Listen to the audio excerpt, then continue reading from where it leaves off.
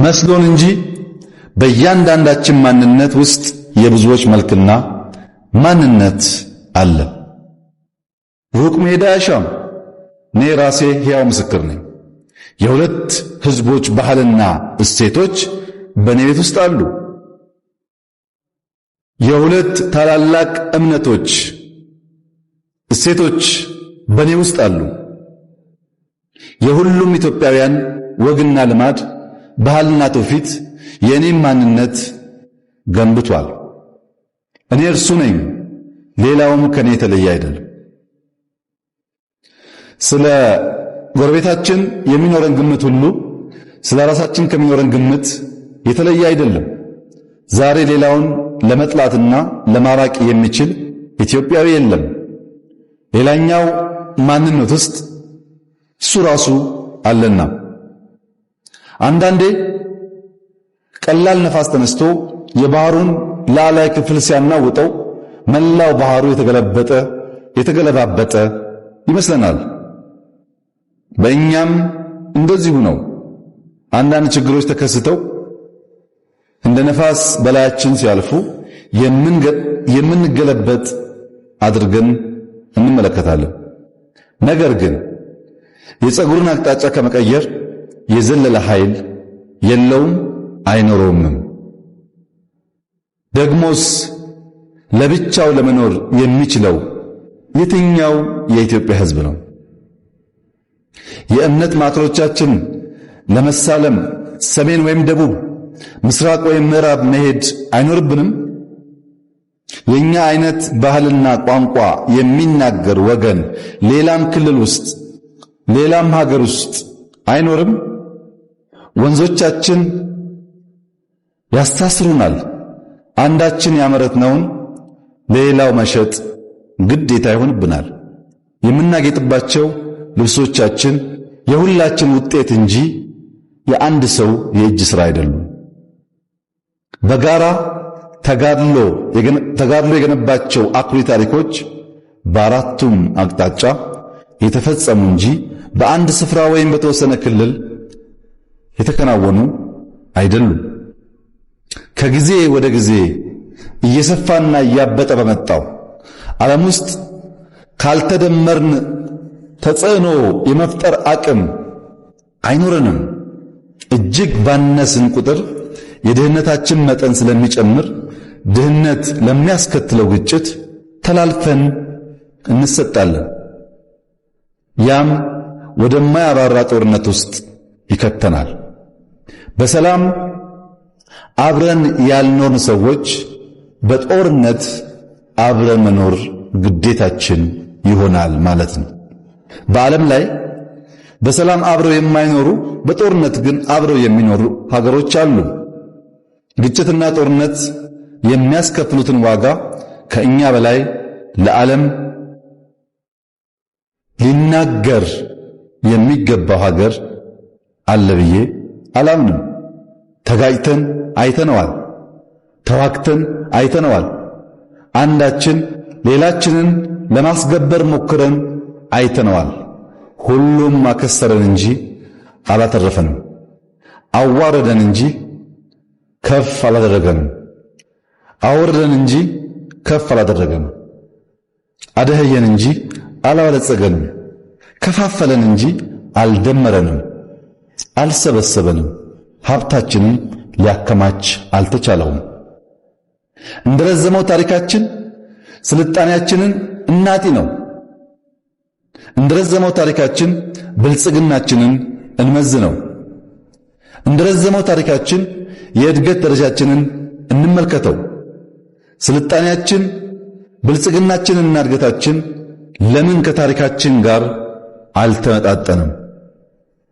ራሳችን የገነባነውን ራሳችን ስናፈርስ ስለኖርን ነው። አንድ ሆነን የገነባነውን ተለያይተን ስናፈርስ ኖረናል። ተፈቃቅረን የገነባነውን ተጣልተን ስንደው ስለኖርን ነው። ደካማ ከሆነች ኢትዮጵያ እኛ ኢትዮጵያውያን ምንም ነገር አናተርፍም። ከትልቅ አገር፣ ከበለጸገ አገር፣ ሰላም ከሰፈነባት አገር የሚያተርፍ ኢትዮጵያዊ እንጂ ከደከመች፣ ከተበተነች፣ ካነሰች ኢትዮጵያ የሚያተርፍ ኢትዮጵያዊ አይኖርም። በታሪካችንም የታየው ይኸው ነው። ከድካማችን ሌሎች ናቸው ያተረፉት። አሁን ስለ ሁለት ነገሮች ቆም ብለን የምናስብበት ጊዜ ላይ እንገኛለን። ስለ ትናንትና እንዲሁም ስለ ነገ፣ ስለማንለውጠው ትናንት እንዲሁም ስለምንለውጠው ነገ። በአብዛኛው የሀገራችን የልሂቃን ክርክሮች በትናንትናው ላይ ያተኮሩ ናቸው። ያ ክርክር ደግሞ አሉታዊ ጎኑን በማጉላት ላይ ይመሰረታል።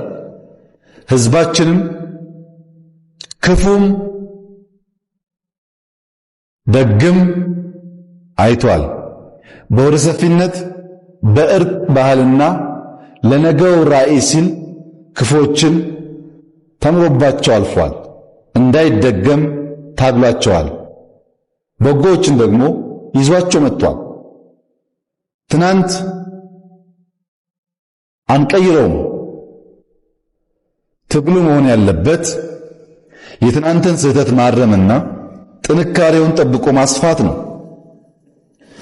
ተግባራዊነታችን እና ውጤት ተኮር መሆናችን የሚገመገመው ስለ ትናንት በማውራት ሳይሆን ዛሬን አበጅተን ወደ ብሩህ ነገ በመጓዝ ነው።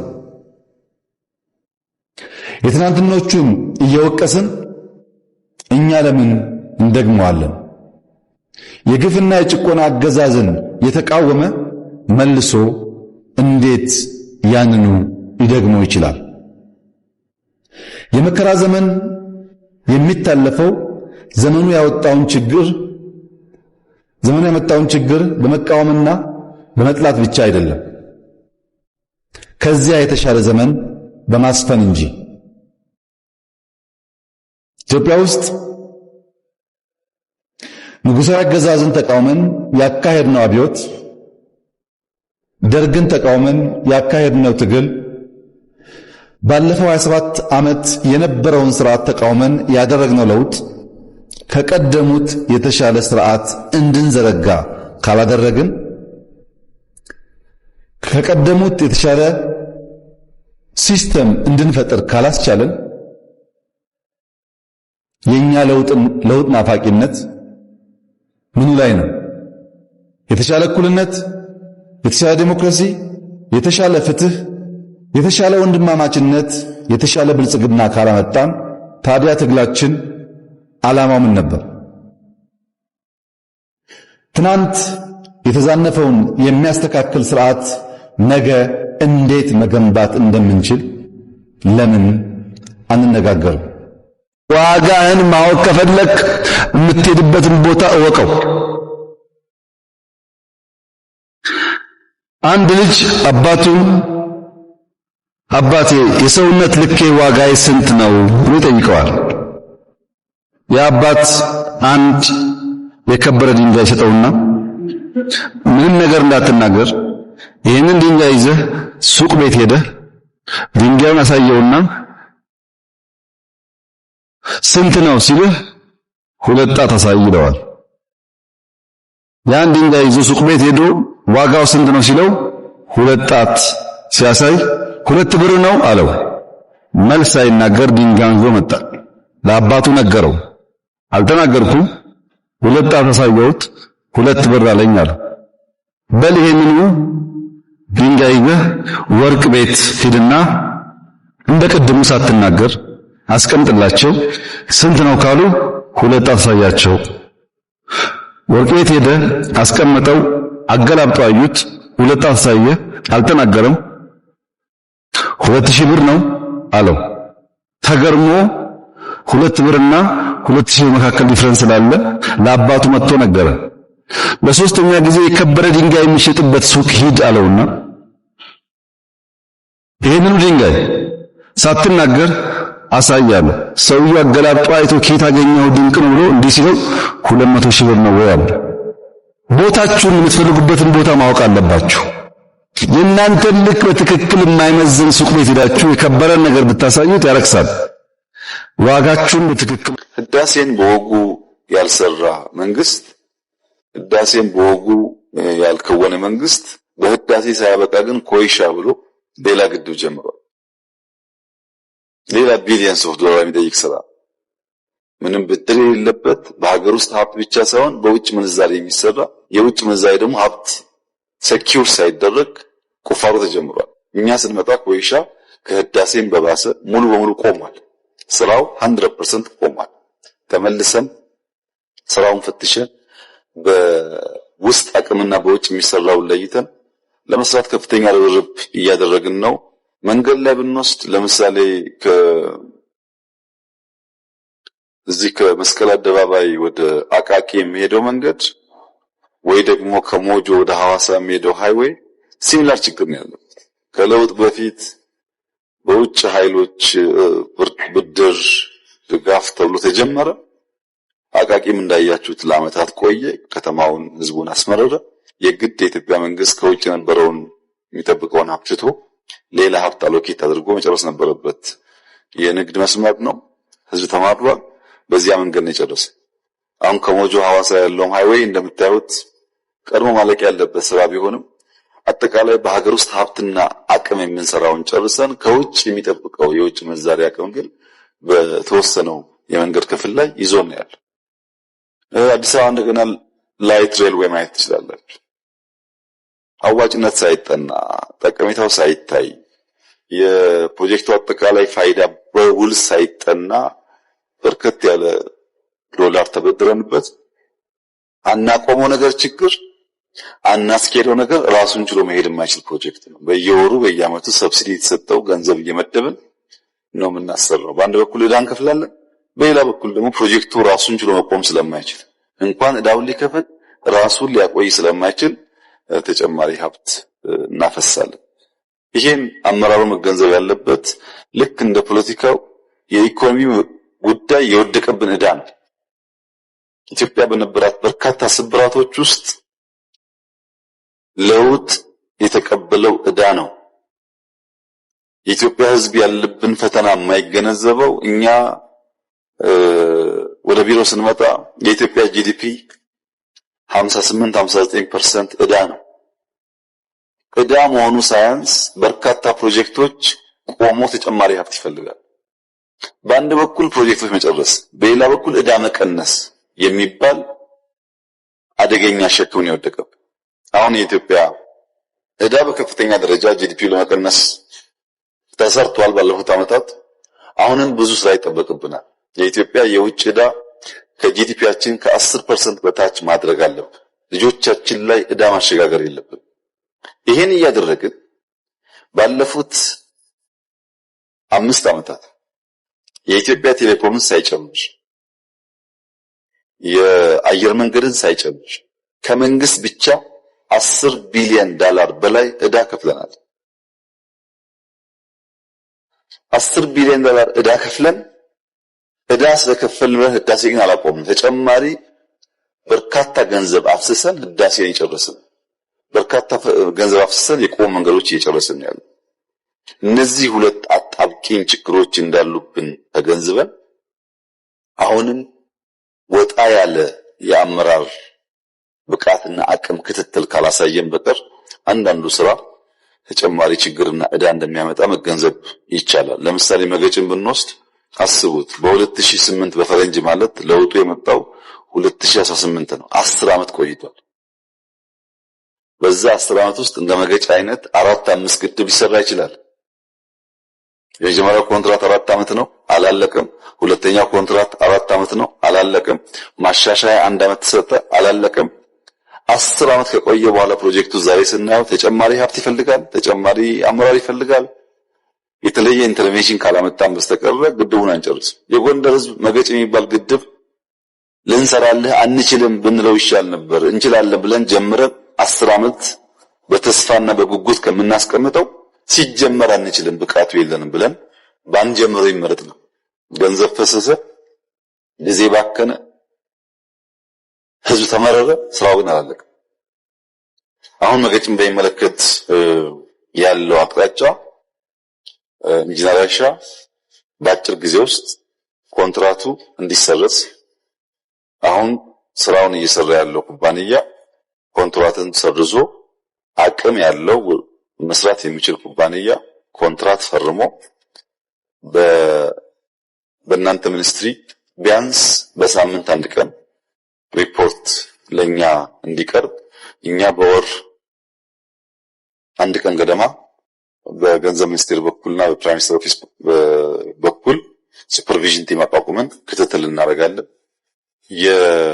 የእናንተ ሚኒስትሪ የውጤት ማረጋገጫ መገጭ ነው የሚሆነው። ኮንትራት ሰርዙ፣ ለአዲስ ኮንትራት ስጡ፣ ክትትል አድርጉ፣ በተጨባጭ የሚታይ ውጤት እናሳይ።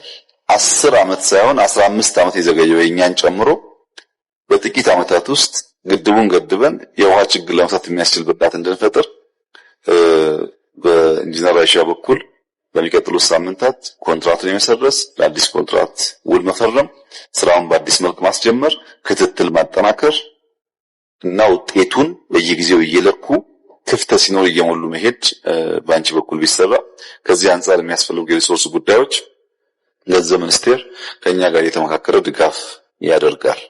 ይህን በማድረግ ለጎንደር ህዝብ ለመስራት ፍላጎት እንዳለ፣ ለመስራት ለመቀየር ችግሩን ለመፍታት ፍላጎት እንዳለን በተጨባጭ ማሳየት አለብን። በባዶ ተስፋ በባዶ ቃል አይሆን። በተጨባጭ ችግሩን ልንፈታ የምንወስዳቸውን እርምጃ መሬት ላይ ማየት አለበት። ያን በማድረግ ህዝባችንን ምሬቱን የምንቀንሰው እርካታው የምናረጋግጠውና ኢንጂነር አይሻ በቅርብ ክትትል እንድትመሪ ከአደራ ጭምር ለማሳሰብ ነው። 2018 በኢትዮጵያ አቆጣጠር የዛሬ 3 ዓመት ማለት ነው። ከተስፋ ብርሃን ወደሚጨበጥ ብርሃን፣ ለምሳሌ ግሪን ሌጋሲ 32 ሳይሆን 50 ቢሊዮን በዓለም አንደኛው አፍሮስቴሽን። ለምሳሌ ስንዴ ኤክስፖርት ብቻ ሳይሆን ከዛ ያለፈ አስተማማኝ የተረጋጋ ማርኬት። ዶሮ ቅድም እንዳነሳሁት ፍሩት የበዛበት፣ ዕዳ በየተቋማቱም በሀገር ደረጃም የቀነሰበት፣ እቺ ሀገር ተስፋ አላት ልታርግ ትችላለች የሚል ጭላንጭል ብርሃን የሚታይበት ጊዜ ይሆናል። ለምሳሌ ህዳሴ ያልቃል፣ ኢነርጂ ይጨምራል፣ የሲሚንቶ ፋብሪካዎቻችን ያልቃሉ፣ ብዙ መንገዶቻችን ያልቃሉ፣ ለቱሪዝም የሰራናቸው ፕሮጀክቶች ያልቃሉ። በስንዴ በቡና በተለይ ቡናና ፍሩት ላይ ተክለን ገና ሃርቨስት ያልተደረገባቸው ቦታዎች ሃርቨስት ይደረጋል። ውጤት እናያለን። በእርግጠኝነት ዕዳችን እንደ ሀገር ያለው ዕዳ በከፍተኛ ደረጃ ይቀንሳል፣ ኤክስፖርት ያድጋል። 2023 ከሌላ 5 ዓመት በኋላ በአፍሪካ ውስጥ እንደ ኢትዮጵያ ነው ማረስ፣ እንደ ኢትዮጵያ ነው ግሪን ሌጋሲ፣ እንደ ኢትዮጵያ ነው አርባናይዜሽን ይባላል። አመንክም አላመንክም የዛሬ 5 ዓመት አዲስ አበባ በአፍሪካ ውስጥ እጅግ ውብ ከሚባሉ ከተሞች አንዱ ይሆናል። የሚቀጥለው የ2023 ኢትዮጵያ ሄደን ስለ ግብርና እንማር፣ ስለ ግሪን ሌጋሲ እንማር፣ ስለ ኤክስፖርት እንማር፣ ስለ አርሚ ተቋም ግንባታ እንማር፣ ሎ ኢንፎርስመንት ኤጀንሲስ ላይ ያላቸው ሪፎርም እንማር፣ አርቲፊሻል ኢንተለጀንስ እንማር የሚባል ዘመን ቆመልን እንሰማለን። በ2040 በጣም ብዙ ወጣቶች እዚህ ያላችሁ ብልጽግና በሚኖርበት ዘመን ማለት ነው፣ የዛሬ 24-25 ዓመት ካለምንም ጥርጥር ዓለም አቀፍ የብልጽግና ምሳሌ ትሆናለች። ኮሪያ እንዳለው፣ ሲንጋፖር እንዳለው፣ ዱባይ እንዳለው ኢትዮጵያ ይባላል። በዓለም ላይ ትክክለኛ ቦታዋን ትይዛለች። ይሄ ሽግግር የሚመጣው ብሔርተኝነት ወደ ብሔራዊነት፣ ብሔርተኝነት የራስን ማጉላትና ሌላ ማንኳሰስ ሳይሆን የራስን ማክበርና ሌላ የወንድምንም ማንነት መቀበልና ማክበር ስንችል። ኦሮሞ ዳሰነች ህዝብ አንድ በሰፊው የሚነገር አባባል ግን ጠቃሚ የሆነ አባባል አለ። የዳሰነች ሕዝብ ይህን አባባል የሚጠቀምበት በሙግትና በምክክር መካከል ያለው ልዩነት ልጆች እንዲገነዘቡ ለማድረግ ነው። አንድ አባት ለልጆቹ 2 ወንድ ልጆች አሉት። ለልጆቹ 1 ላም አውርሶ ይሞታል። ያችን ላም የወረሱ ልጆች 2 ሐሳብ ይይዛሉ። አንደኛው ልጅ የአባቴን ላም አርደን ጎረቤት ጠርተን ደግሰን በልተን ማመስገን አለብን የሚል ሐሳብ ይይዛል። አንደኛው ልጅ የለም የአባቴን ላም ማረድ አልፈልግም፣ ተንከባክቤ ወልዳ እንድትራባ ነው የምፈልገው ይላል። 2 ወንድማማቾች በወረሷት 1 ላም ምክንያት ሊጋደሉ ሆነ። ጭቅጭቅ ሲበዛ የሀገር ሽማግሌዎች ገቡ ሊያወያዩ። ውይይቱ ፈር መያዝ ሲያቅተው ሽማግሌዎች ይህ እኮ ሙግት አይደለም ምክክር ነው። ሙግት ከሳሽና ተከሳሽ አለ፣ ፈራጆች አሉ። አንደኛው ረታው ይላል፣ አንደኛው ተረታው ይላል። በአንደኛው አሸናፊነት በሌላኛው ተሸናፊነት የሚጠናቀቅ ሲሆን ሙግት ነው። ምክክር እንደዛ አይደለም። በዚህ ምክክር የሚከስር የለም። ኢትዮጵያ ግን ታሸንፋለች። እና እነዛ ሽማግሌዎች ሁለታችሁም መተው ያለባችሁ ነገር አለ አሏቸው። አንደኛውን ጊዜን ተዋሉት፣ አንደኛውን ደግሞ ጥጃዋን ተዋሉት። ምን ማለት ነው? ዛሬ አርዳለሁ ያልከው ትንሽ ታገስ፣ ይንከባከባት፣ ላሟ ትውለድ። አርጀው ላልከው ደግሞ ጥጃዋን አጥብቶ አሳድጎ ይስጥህ፣ አርደህ ትበላለህ። አንተም ጊዜ ተው፣ አንተም ጥጃ ተው፣ ሁለታችሁም አሸናፊ ትሆናላችሁ ብለው በምክክር አስታረቋቸው ይባላል። በዚህ ምክክር ለኢትዮጵያ እና ለኢትዮጵያውያን ጥቅም የሚውል ማንኛውም ሐሳብ፣ ማንኛውም ጠቃሚ ነገር ከየትኛውም ጫፍ ቢነሳ እኛ ለመተው ዝግጁ ነን። መቋጫው ሐሳብ ግን ኢትዮጵያንና ኢትዮጵያውያንን የሚጠቅም መሆኑን ማረጋገጥ ብቻ መሆን አለበት። በዚህ ውይይት ለመጠቀም ትንሽ የሚያንገራግሩ ሰዎች የመጨረሻ ምክሬ እድሉ እንዳያመልጣችሁ። ካመለጠ ድጋሚ ማግኘት አስቸጋሪ ነው። አሁን ግን በቅንነትና በተከፈተ ልብ በዚህ ምክክር፣ በዚህ ውይይት በሚገኙ ውጤቶች ሸብረክ ለማለት፣ ለመተው፣ ለመቀበል ቢያንስ ዝግጁ የሆነ መንግስት ስላለ እድሉ ሳያመልጠን እንድንጠቀምበት በመላው ኢትዮጵያውያን ስም በተለይም በኢትዮጵያ እናቶች ስም ጥሪዬን ማቅረብ እፈልጋለሁ። በመጨረሻም የፈጠራት በብዙ ፈተናና መከራ ያጸናት አሁንም በብዙ ተስፋ የሞላት ለልጆቿ ብልጽግናን እንድታስረክብ መሰረት ለመጣል እየረዳት ያለ ፈጣሪዋ ኢትዮጵያና ሕዝቦቿን ይባርክ። ውይይታችን የተባረከና የተሳካ ይሁን። የኢትዮጵያን ብልጽግናና ሰላም እንዲሁም አንድነት ለልጆቻችን የምናስረክብ ያድርገን፣ ያድርጋችሁ። እጅግ አድርጌ አመሰግናለሁ።